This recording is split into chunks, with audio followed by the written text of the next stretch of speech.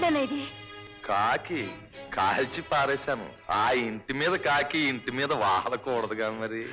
వాళ్ళకి మనకి అంత విరోధమని పాపం ఈ కాకి ఏం తెలుసు నాన్న? తెలిసి ముట్టుకున్నా తెలియక ముట్టుకున్నా నిప్పు నిప్పే కదమ్మా, ఊరుకుంటదా? కాలుతుంది మరి. మన ఇంటి మీద కాకి వాళ్ళ ఇంటి మీద వాలిందని కాల్చేశాడు రుద్రయ్య. తుపాకి వాడికే కాదు, నాకు కూడా ఉంది. తొందరపడకు బాబు, వాడు అసలే మంచి మనిషి కాడు. సత్యం బాబు చాలా మంచాడు. మనిషి మంచోడే, గుణమే గుడిసేటిది. చాలండి, ఏమిటా మాటలు? ఏదో కుర్రతనం, ఇంట్లో చెప్పే పెద్దవాళ్ళక అతను తొందరపడ్డాడు అనుకోండి. కుర్రతనం గనకే వాత కొంచెం లోతుగా పడాలి. మానయ్య కొంగుద్దా మరి, మొక్కగా ఉన్నప్పుడే వంచాలి. సర్లేండి. నువ్వు నోరు ముయ్యవే. ఈ ఏళ ఆడంతో నాంతో తేలిపోవాలి. అవునరా, ఆయనంతో మనంతో ఈ దెబ్బతో తెలాల్సిందే. అవును అంతే. చెప్పు దెబ్బే ముందురా అంతే. రేయ్, రుద్రయ్య గారి పెంపుడు కోడి. చేసేమంటాయండి.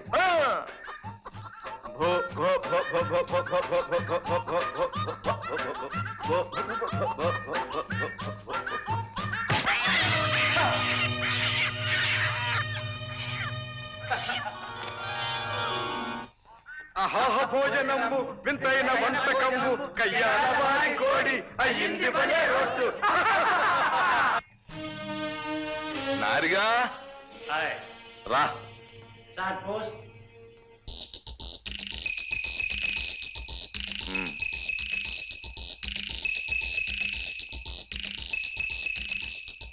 పార్సిల్ ఎక్కడి నుంచి వచ్చిందంటావబ్బా? అవును రోయ్, మన మినిస్టర్ గారు పంపించి ఉంటాడు. మొన్న ఆ మధ్య హైదరాబాద్ వెళ్ళినప్పుడు డిన్నర్కి పిలిచాడు. ఆ మాటల్లో ఊరికే అన్నాను మా కోడికి జీడిపప్పు ఇస్తాము అని. అంతే, మోరు నుంచి బెస్ట్ క్వాలిటీ తెప్పించి పంపిస్తాను అన్నాడు. ఎందుకయ్యా అన్నాను. అంటే వింటాడా? మనమంటే అంతేది. పాపం స్నేహానికి ప్రాణం ఇచ్చేస్తాడ్రా.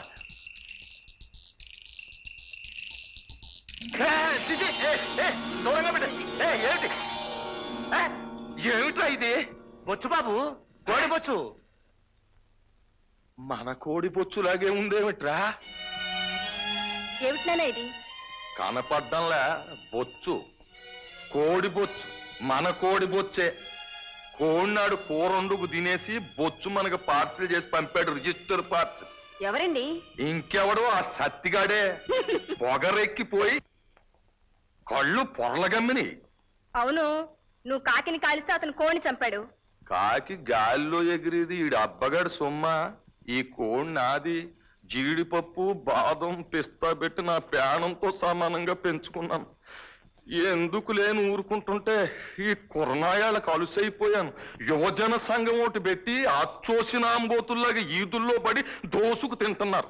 వాళ్ళేం దోసుకు తింటలేదు, ఊరిని బాగు చేస్తున్నారు. పంచాయతీ ప్రెసిడెంట్ గా ఉన్నన్నాళ్ళు నువ్వేం చేశావు? సత్యంబాబు ప్రెసిడెంట్ అయ్యాక ఈ 4-5 ఏళ్లలో హై స్కూల్ కట్టించాడు, లైబ్రరీ పెట్టించాడు, ఊరికి కరెంటు తెప్పించాడు, హరిజనులకు ఇళ్లు కట్టించాడు. అదాడి తాతగారి ముల్లె. గవర్నమెంట్ డబ్బు సొమ్ము ఒకటిది, సోకు ఒకటిది. ఆ పనే నువ్వు చేయించలేకపోయావే? నేను చేయవలసిందేదో మా పెద్దోళ్ళు ఎప్పుడో చేసేశారు. మా తాత గుడి కట్టించాడు, మా నాయన ధర్మసత్రం కట్టించాడు. దాన ధర్మాలు ఆళ్ళు చేసి నేను చేస్తే ఇల్లు ఒళ్ళు గొల్లై నువ్వు నేను చెప్పచేత పట్టుకు పోవాలా? త్యాగాలకు కూడా ఒక లిమిట్ ఉండొద్దేంటి? ఏమిటి మీరు చేసిన త్యాగం? ఉన్న ఆస్తి ఆదాయం చాలకనా? ఎందుకు మీకు ఆ దొంగసారా వ్యాపారం? పబ్లిక్ గా చేస్తే గవర్నమెంట్ ఊరుకుంటదేంటి? బొక్కలోకి దోస్తది. అందుకని ధర్మసత్రం మామయ్య గారు కట్టిస్తే దాన్ని మీరు గౌరవం చేసి అద్దెలకు ఇస్తున్నారు. ఇదేగా మీరు చేసిన త్యాగం. ఏంటున్నావంట్రా? ఇది వరుస. హోమ్ డిపార్ట్మెంట్ లోనే మనకు అపోజిషన్. పతివ్రతలు. మొగుడంటే భక్తే, కానీ ఓటు మాత్రం అపోజిషన్ పార్టీ వారికి వేస్తారు. వెనకటికి పురాణ కాలంలో కూడా రావణాసురుడు, మైరావణుడు, హిరణ్యకశిపుడు ఆళ్లపేళ్లాలు కూడా ఇంతే. పాద పూజలు మొగుడికి, ప్రసాదాలు ఎగస్ పార్టీ వాళ్ళకి. పతివ్రతలు.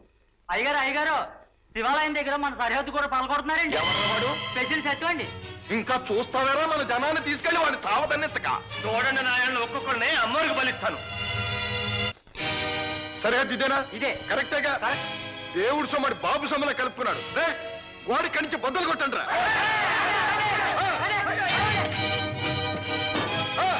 కొట్టండి.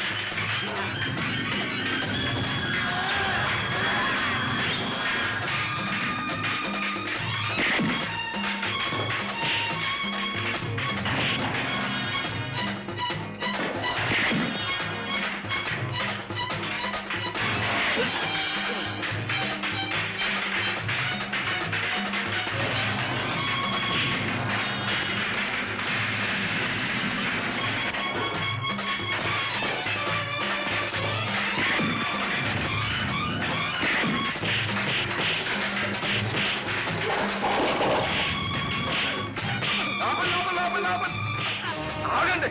ఏంటి ఏంటి హింసాకాండ? సమస్యల్ని శాంతియుతంగా పరిష్కరించుకోవాలి, అది మన ఫిలాసఫీ. అది నీ పిల్లి సాపియా? అందుకేనయ్యా అలా రౌడీలను పంపించావు. మరి మీరు చేసే పనేంటి? ఇది తట సమ్మతం. ఇదిగో నీ సరిహద్దు దాటి 2 గజాలు దేవుడు స్థలం ఆక్రమించి గోడ కట్టావు. ఆ గోడ తీసేయమని నీకు 2 సార్లు నోటీసులు ఇచ్చావు.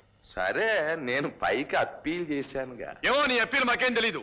ఇదిగో ఆ గోడ తీసేయమని పంచాయతీకి ఆర్డర్ వచ్చింది. ఆర్డర్ వచ్చింది సరే, మరి పెద్దవాణ్ణి నాకు మాట చెప్పక్కర్లే. ఏమిటి చెప్పేది గోంగూర? సరే, ఈ కోర్టులో పోయిందే అనుకో, ఇంక పైన కోర్టులే లేవా? పోరా మిడుకోరా, పోయి గోడ బదులు కొట్టండి రా. ఇదిగో అబ్బాయి, మీరు మరీ ఓవర్ స్పీడ్ లో వెళ్ళిపోతున్నారు, దెబ్బతింటారు. నీ చేతలేం చేసుకో, పోరా. అంతేనా? ఏ బెదిరిస్తున్నావా? ఎదిరింప? ఆ, తక్షణం హైదరాబాద్ వెళ్తున్నాను, వెంటనే పోలీసు వారెంట్ వస్తుంది, బొక్కలోకి వెళ్ళాక తెలుస్తుంది. రేయ్ చేతులు గాజులు తొడిగిరా, పోరా.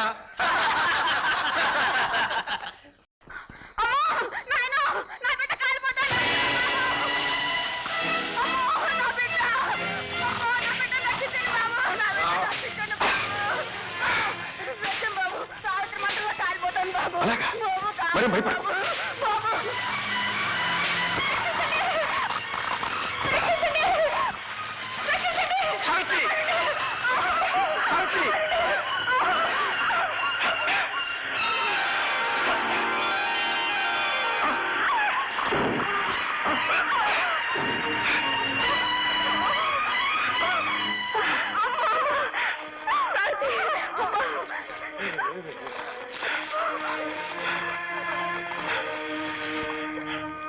బాబు రావడం కాస్త ఆల్సనే ఉంటే ఇవాళ నీ బిడ్డ నీకు దక్కేది కాదు. అమ్మా, ఈవేళప్పుడు వంటింట్లోకి నువ్వెందుకు వెళ్ళావమ్మా? వంట ఆవిడ సుబ్బమేమైంది? లేదు, ఇంటికి వెళ్ళింది. కాఫీ కాచుకుందామని స్టవ్ ముట్టించాను, గ్యాస్ లీక్ అయి మండిపోయింది. అమ్మా. బాబు, సావిత్రికి ఎలా ఉందత్త? మరేం ప్రమాదం లేదుగా? లేదు బాబు, సమయానికి దేవుళ్ళు వచ్చి నా బిడ్డను కాపాడు. లేకపోతే ఎన్ని జన్మలెత్తినా నీ రుణం తీర్చుకోలేం బాబు. అవి మాట్లాడతా, వెళ్ళొస్తాను. సావిత్రి, వస్తాను. మొత్తానికి మన సత్తిగాడు స్టంట్ హీరో కూడా అయ్యాడయ్యా. సమయానికి ఆ అబ్బాయి కనుక రాకపోతే రాకెక్కడికి పోతాడే, వాడు ఆ పక్కనేగా ఉండేది. అంటే ఓసి ఎర్రి మొగమా, అమ్మాయి వంటింట్లోకి వెళ్ళడం చూసి ఆడే గదే నిప్పెట్టింది. చాలే ఊరుకోండి, ఎవరైనా వింటే నవ్వుతారు. నీలాంటి ఎర్రి మొగాలు నవ్వుతారు, మరి నాకేం కర్మ. నా దగ్గర ఈ సినిమా స్టంట్లు మనం సినిమాల్లో చూస్తున్నాం కదయ్యా. హీరోయిన్ ఒంటరిగా పోతుంటది, హీరోగా 4 రౌడీలను పంపుతాడు, వీళ్ళెళ్ళి దాన్ని పట్టుకుంటారు, అది లబో దిబోమంటది. ఆ పక్కనే ఉంటాడుగా మన హీరో, వీళ్ళెళ్ళి అమాంతం వాళ్ళ మధ్యన దూకుతాడు, ఓ ఫైటు.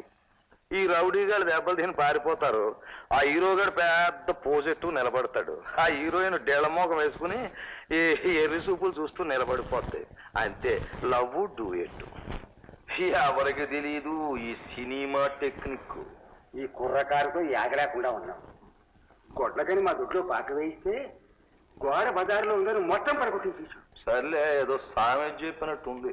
రోలు వెళ్ళి మధ్యలతో మొరట్టుకుందంట.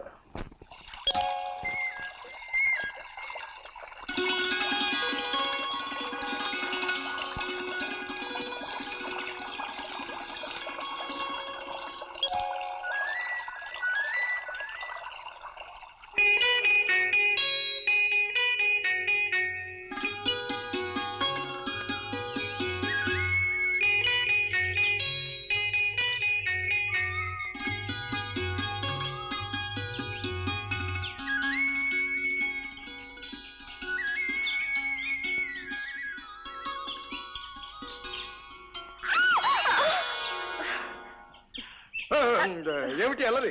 ఇదేమో అల్లరు కాదు. మరి ఎందుకు వచ్చావు ఇక్కడికి? ఆడపిల్ల ఒంటరిగా ఎందుకు వస్తుందో తెలియని పసిపాపవా? మీ నాన్నగారికి తెలిస్తే జంట ముచ్చటగా ఉందని పెళ్లి చేస్తారు.